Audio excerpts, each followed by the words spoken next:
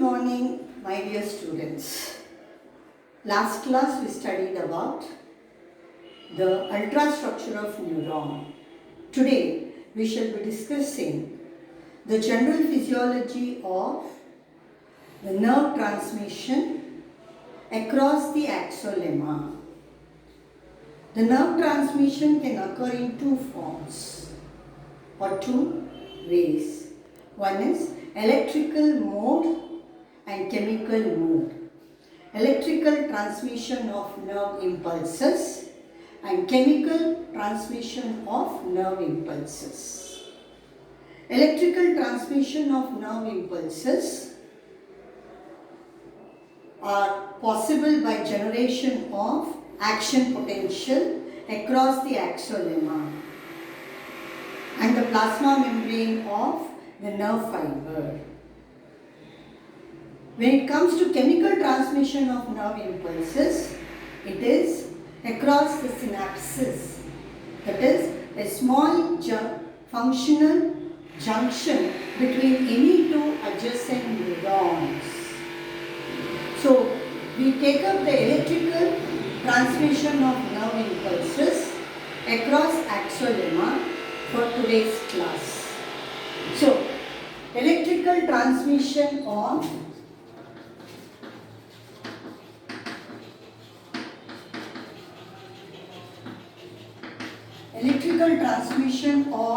nerve impulse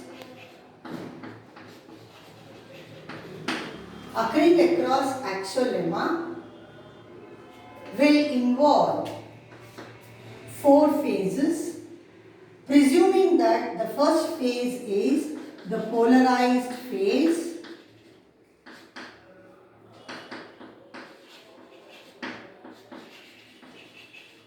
This is also called as resting potential phase or resting potential stage. Second is depolarized phase, where the potential difference change, and third is repolarized phase, and fourth is hyperpolarized phase. So, electrical transmission of nerve impulse across axolemma occurs in four stages. Until unless the stimulus is received, it is considered to be in polarized condition. When the stimulus is received, it is undergoing depolarization, followed by repolarization and hyperpolarization. So once all these four stages are achieved, and nerve impulse is generated.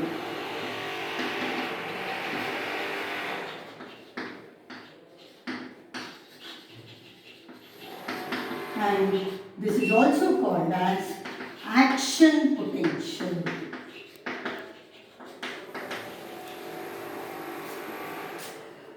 For the ease of the time management, I have already put up one diagram which depicts polarized condition, polarized state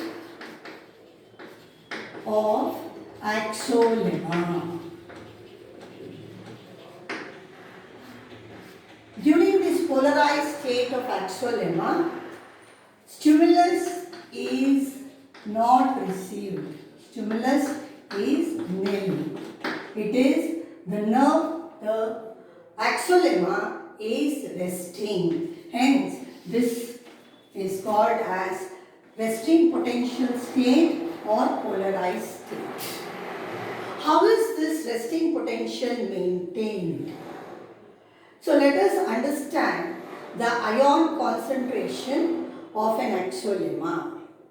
Here I represent two lines which are the limitations of the axonal fiber.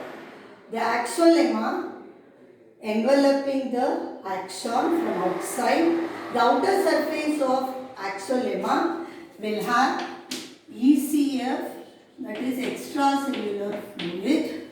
So axolemma will be bathing in extracellular fluid on the outer side. And on the inner side, the axolemma will be having axoplasma. So, the axolemma is more permeable to potassium ions and nearly impermeable to sodium ions. Therefore, axolemma is permeable to potassium ions readily and impermeable to sodium ions. Therefore, you will see that the axolemma here manages an ionic gradient. The aspects that manage the ionic gradient are three. First one, sodium-potassium ATPase pump. Second, sodium gate. Third, potassium gate. We shall explain each one of them. First and foremost, the sodium-potassium ATPase pump. This is also called as a leaky channel.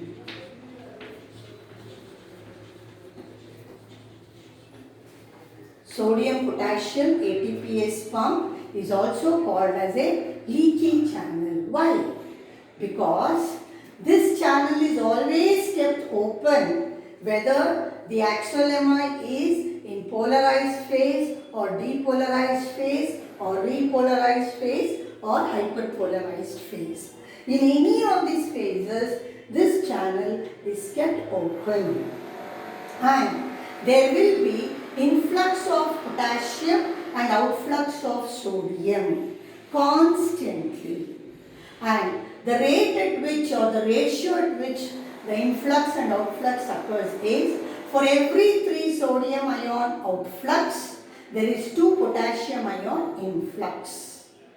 So the ratio of sodium ion outflux to ratio of potassium ion influx is 3:2. And this ATPase pump is managed by ATP constantly breaking down to ADP. ATP constantly breaking down to ADP plus inorganic phosphate, generating the energy to enable the movement of ions. So leaky channel, the sodium-potassium ATPase pump is kept open, constantly showing 3 sodium ion outflux for every 2 potassium ion influx. And during polarization, sodium gate and potassium gates are closed. These are voltage gated channels. These are specific points of the axolemma which can allow ions to move in and out based on the stimulus they receive. So what are these ionic gates? Ionic gates are specific points of the axolemma which can open and close, allowing influx or outflux of ions. If it is a sodium gate, when it is open, it will allow the influx of sodium from the extracellular fluid to axoplasm. And when it closes, it prevents the influx of sodium ion. And when it comes to potassium gate, the potassium gate will, when it is open, it will allow the outflux of potassium ions from the axoplasm into the ECF. Now, there is another aspect when you consider the ECF and axoplasm. In the ECF, outside the axolemma, you will see more of sodium ions than the sodium ions in the axoplasm. ECF will record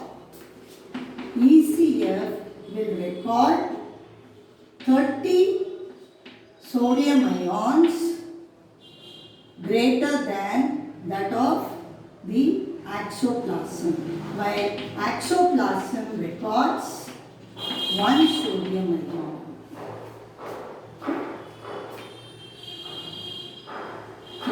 Just cut. Yeah, let us summarize what was the criteria for the polarized condition. So, polarized condition of axolemma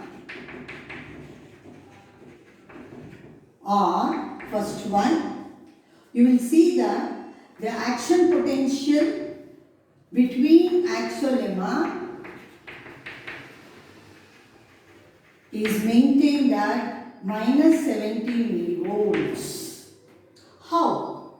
It is because of, first one, ATPase pump, that is sodium potassium ATPase pump. Second, sodium and potassium gates closed. Third, excess of sodium ions in ECF than axoplasm,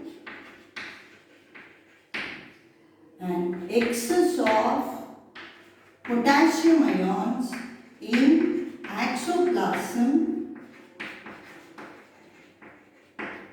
than ECF. So these are the three main criteria that maintains the axolemma in a polarized state where the potential difference is minus 70 millivolts.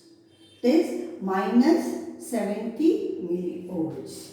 This events can also be graphically represented, which will be done at the last part of the session. Now, let us consider that axolemma is stimulated by some kind of stimulus. So, I will be, so this is axolemma representing the axoplasm within. This is axoplasm. This is axolemma. Outer surface of axolemma is positively charged. Inner surface is negatively charged because of the potential difference, that is minus 70 millivolts.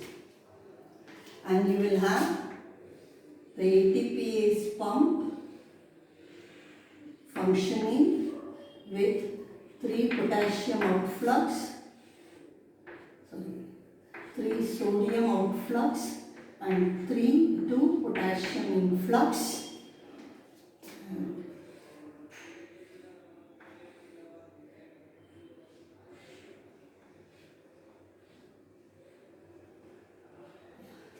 This is sodium gate.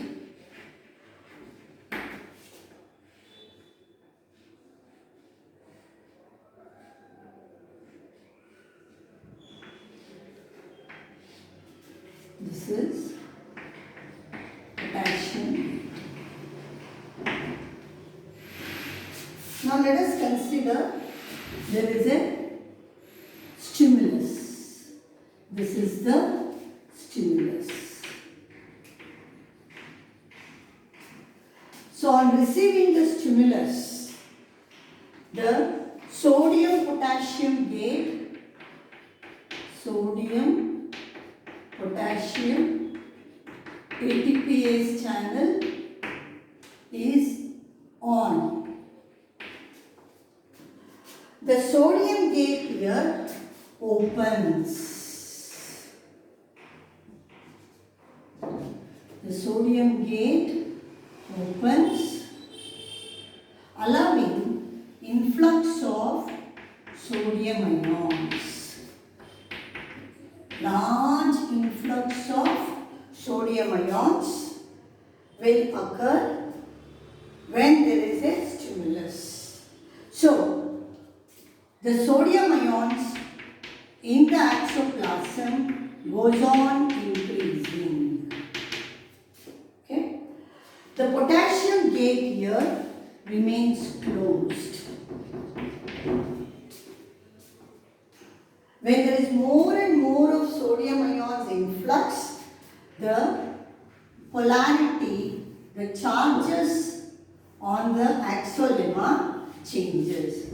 Outer surface becomes negative, inner surface becomes positive.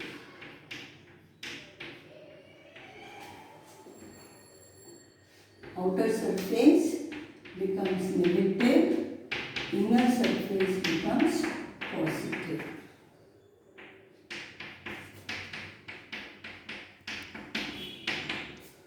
And the potential difference will increase from minus 70 millivolts to plus 45 millivolts.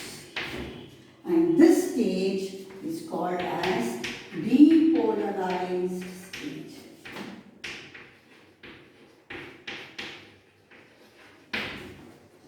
Depolarized stage.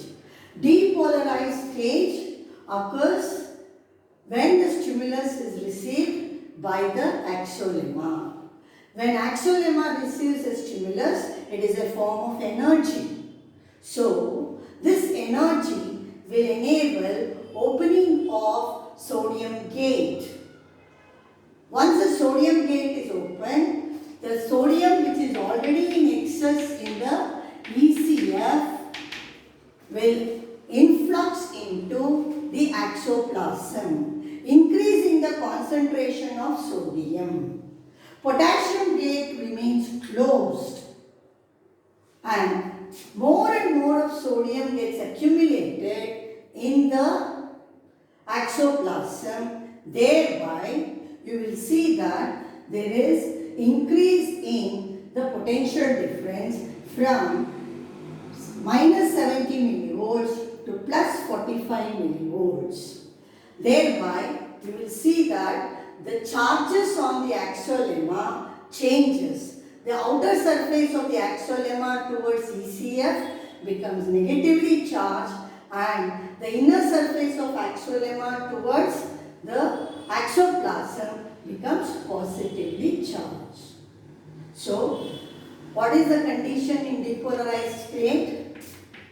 Sodium, potassium, ATPase pump on. Second, sodium gate open, potassium gate closed. Therefore, potential difference between axolemma is plus 45 millivolts, okay, and the charges on the outer surface is negative and in the inner surface is positive. So these are the main events that occur during depolarization. Now let us move on to the third phase, that is repolarization. So what happens during repolarization? During repolarization, I will be using the same diagram with some changes. During repolarization, the sodium potassium ATPase pump remains on, whereas the sodium gates now will close. the sodium gate will close. So the influx of sodium ions stop. Sodium gate closed. So there is no influx of sodium ions. Whereas potassium gates open. The potassium gates now open.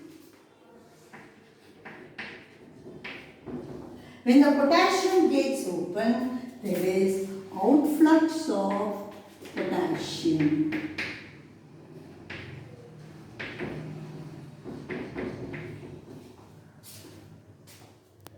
So there is outflux of potassium. So more and more of potassium from the axolemma now moves out into ECF.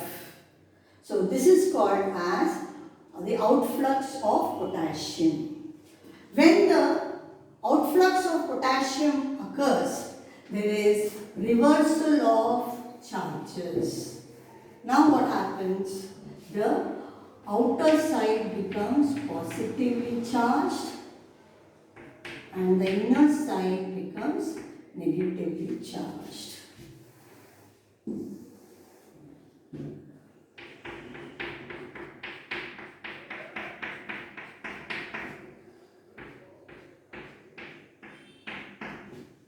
The outer side is positively charged and inner side is negatively charged.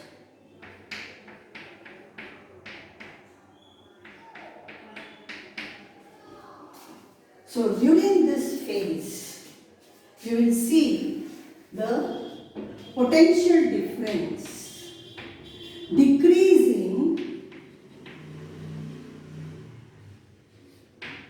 from plus 45 towards minus 70 millivolts. So this phase where the raised potential difference starts falling from 45 millivolts towards minus 70 millivolts is called as repolarized state.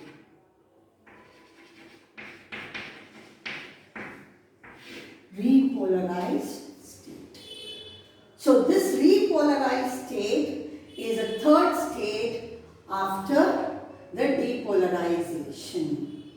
So long the potassium gates are open with sodium gates closed, the outflux keeps on continuous. At one point of time, you will see that the potassium ions are continuously outfluxing, that brings down the potential difference from minus 70 and below.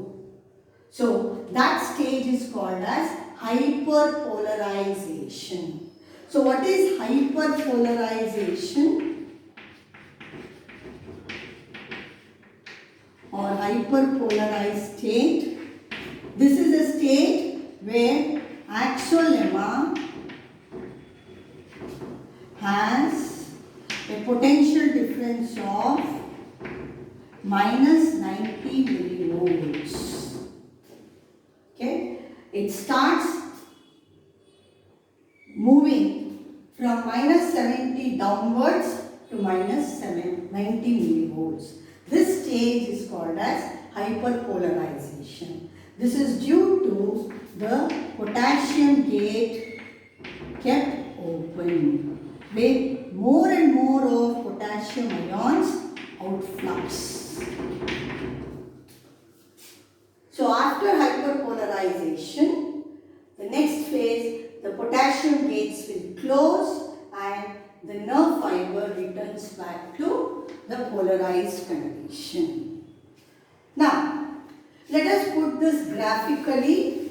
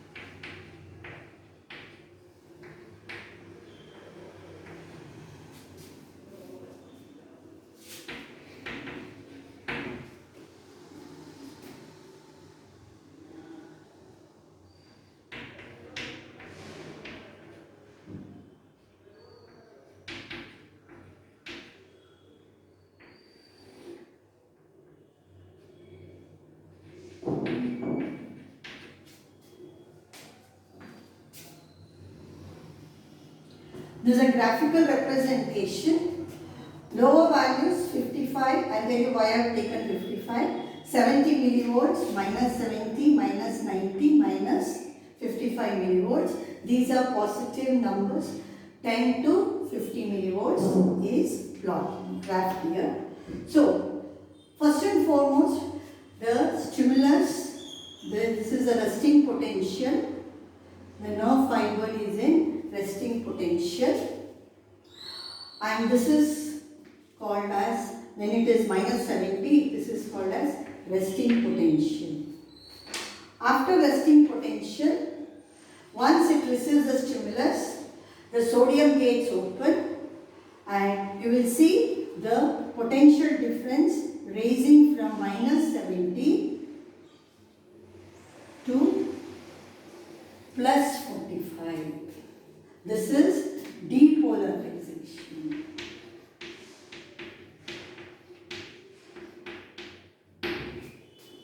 Okay. Now this, the earlier to depolarization is resting potential.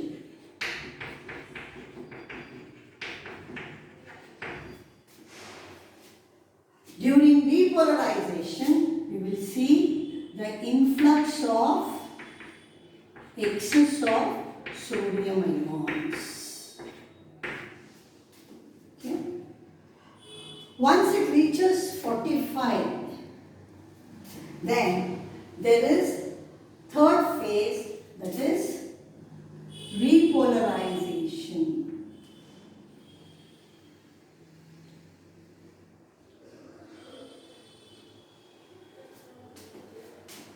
This graph, where the potential difference falls from 45 millivolts to 70 millivolts, is called as repolarization.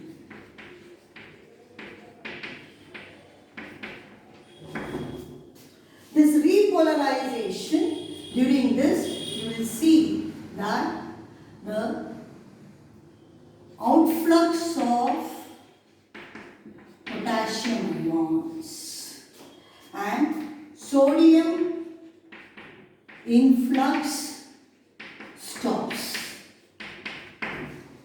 Sodium influx stops. Now, because there is continuous sodium potassium outflux even after reaching 70 millivolts, you will see that the graph goes below to 90, becoming more and more negative. So this stage is called as hyperpolarization.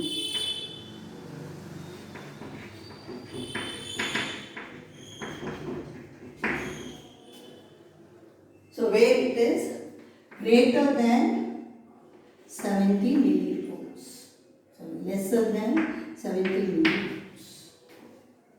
Okay. And once this comes back to the polarized condition, this stage is called as refractory period.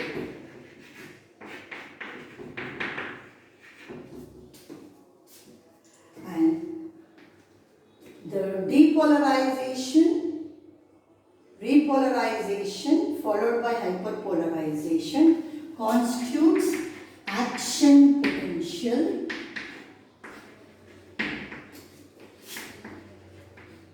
another name for nerve impulse.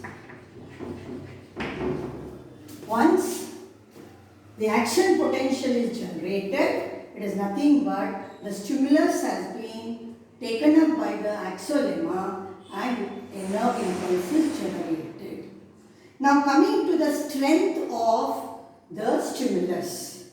The strength of the stimulus should be so strong to cross the 55 millivolts barrier. So the strength of the stimulus should be strong enough to cross the 55 millivolts barrier, and this is called as threshold stimulus.